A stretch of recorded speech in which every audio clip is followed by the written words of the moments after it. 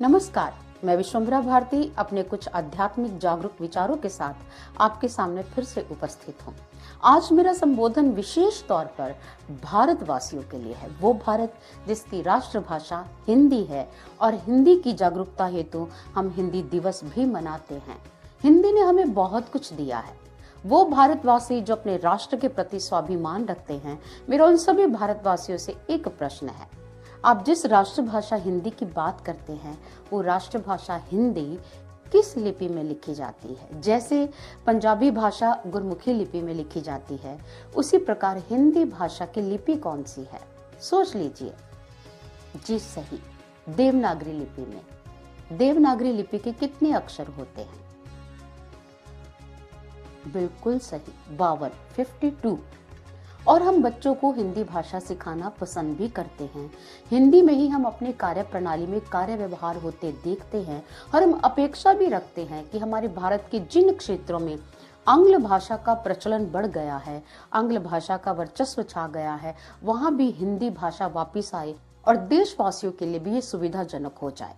हमारे बच्चे स्कूल्स में पढ़ते हैं, विद्यालयों में जाते हैं, हिंदी भाषा का, आंग्ल भाषा का और प्रत्येक प्रकार की जानकारी, ज्ञान उन्हें वहां मिलता है। हमारे बच्चों को जब हिंदी सिखाई जाती है तो प्रारंभिक स्तर पर जो प्रारंभिक कक्षा होती है बच्चों की, तो उसमें हम बच्चों को वर्णमाला का ज्ञान देते हैं। वर्णमाला जिसमें स्वर भी होते हैं, जिसमें व्यंजन भी होते हैं। आप अपने बच्चे की, अगर वो छोटा है, स्कूल में जाना शुरू किया है, हिंदी की पुस्तिका निकाल लीजिए, आपको ये वीडियो बहुत अच्छी तरह समझ आ जाएगी। वर्णमाला का प्रारंभ करते हैं वो स्वरों से। अ अनार, आ आम, इ इमली, ई ईक। आप पूरी वर्णमाला को ध्यान से देखिए। आप बुक भी खोल लीजिए और साथ ही साथ इन विचारों को भी समझने की कोशिश करिए। अ से शुरू होकर वर्णमाला ज्ञानी तक खत्म करते हैं और वहीं पर बच्चे की जो पुस्तक है विराम को प्राप्त होती है, फिर कवर पेज। बस अ से ज्ञानी तक। वो बच्चे जो हमारे ट्यूशंस भी पढ़ते हैं, माता पिता जो समय नहीं दे पाते, बच्चों को ट्यूशंस के लिए भेजते हैं, वहां भी बच्चे की हिंदी पुस्तक के अनुसार ट्यूशन टीचर भी अ अनार से लेकर ग ज्ञानी तक उसे वर्णमाला का ज्ञान देती है। मेरा आप सभी से प्रश्न है, अ अनार से लेकर ग ज्ञानी तक आप इन अक्षरों की गणना कीजिए, कितने अक्षर बनते हैं? 49। लेकिन हमारी देवनागरी लिपि के तो 52 अक्षर हैं। फिर बच्चों को सिर्फ 49 अक्षरों का ज्ञान क्यों दिया जा रहा है? वो 3 अक्षर कौन से हैं जो लुप्त हो गए हैं?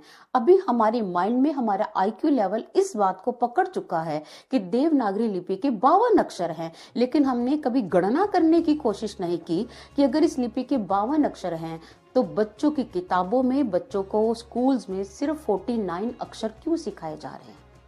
हम पहले बात करेंगे वॉवल्स की और फिर कॉन्सोनेंट्स की। वॉवल्स मीन्स स्वर और कॉन्सोनेंट्स मीन व्यंजन। हम पहले स्वरों की बात करते हैं। अ अनार, आ आम, ई इमली, ई ईक, उ उल्लू, ऊ ऊन, री ऋषि, छोटी ए एड़ी, बड़ी आई ऐनक, ओ ओखली, औ औरत। उसके बाद और अहा। ये कुल 13 स्वर हैं। फिर व्यंजन देख लीजिए। व्यंजन में पहले 5 वर्ग आएंगे।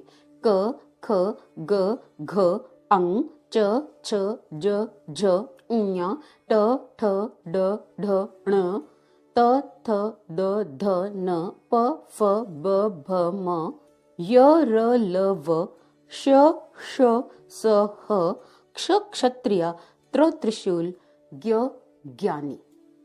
लेकिन इसके आगे जो 3 स्वर हैं वो विलुप्त होते जा रहे हैं। वो 3 स्वर कौन से हैं? श्र जिससे बनता है श्रम, श्रमिक। ड़ जो हम प्रयुक्त करते हैं खड़ा, खड़ी, लड़ाकू, उसके लिए। और ड़ जिसको हम प्रयोग करते हैं पढ़ाई, पढ़, पढ़ना, इन शब्दों के लिए। यानी कि व्यंजनों में पहले 5 वर्ग आते हैं जिसके 25 अक्षर हैं। उसके पश्चात अंतस्थ व्यंजन आते हैं, य, र, ल, व। फिर ऊष्म व्यंजन आते हैं, श, श, स, ह। फिर संयुक्त व्यंजन आते हैं, क्ष क्षत्रिय, त्र त्रिशूल, ज्ञानी और उसके पश्चात श्र, जिससे श्री बनता है, श्रीमन बनता है। और अंत में जो अतिरिक्त व्यंजन आते हैं वो ड और ढ है, यानी कि ड के पैर के नीचे बिंदी लगाओ तो ड हो जाता है, और ढ के पैर के नीचे बिंदी लगाओ तो ढ हो जाता है। जिनके पैरों में बिंदी है वो अतिरिक्त व्यंजन भी हमारी हिंदी वर्णमाला का अंग है। इन सबको मिलाकर ही 52 अक्षर बनते हैं।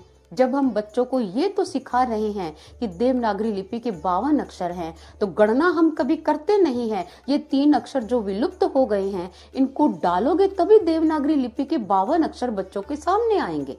हम कब से मांग करते जा रहे हैं कि प्रत्येक क्षेत्र में हिंदी भाषा लागू हो जानी चाहिए। हमारे चाहे न्यायालय हैं, चाहे हमारे कार्यालय हैं, वहाँ प्रत्येक कार्य अगर हिंदी भाषा में हो तो हम सबके लिए सुगम हो जाएगा। लेकिन हम हिंदी भाषा का बेसिक ज्ञान ही भूलते चले जा रहे हैं। हम जिस चीज की मांग कर रहे हैं उसकी जड़ हमारे हाथ में ही नहीं है। मैं कह ले कि शिक्षा पद्धति का विरोध तो समझ में आता है, लेकिन अपनी शिक्षा पद्धति की जड़ को हम स्वयं छोड़ते चले जा रहे हैं। उस बात का दुख हमारे चेहरे पर, हमारे हृदय पे क्यों दिखाई नहीं दे रहा? हम अपनी भाषा के मूल को ही समझ नहीं रहे हैं। हम आवाज उठाते हैं हिंदी के लिए। मैं हिंदी भाषा की प्रशंसक हूँ। मेरी अपनी मास्टर डिग्री जो है वो हिंदी भाषा में है, और मैं चाहती हूँ कि हिंदी का रूट जो हम सभी लोगों के हाथ से छूटा है वो आप तक पहुंचे। और उसी उपलक्ष्य हेतु ही मैंने इस वीडियो को बनाया है, ये जागरूकता हेतु कि हम सजग हो जाएं, हम जागरूक हों। और अगर आपको ऐसी जागरूकता से भरी वीडियोस अच्छी लगती हैं, आप हमारे चैनल को सब्सक्राइब करें, आप इसे लाइक करें और साथ ही साथ इसे लोगों के बीच में शेयर करें। अच्छे कमेंट्स के साथ हमारा हौसला बढ़ाएं। सब्सक्राइब करने से आपका तो कोई पैसा नहीं लगेगा, लेकिन इससे हमको हौसला जरूर मिलता है, हमें बहुत अच्छा लगता है। धन्यवाद।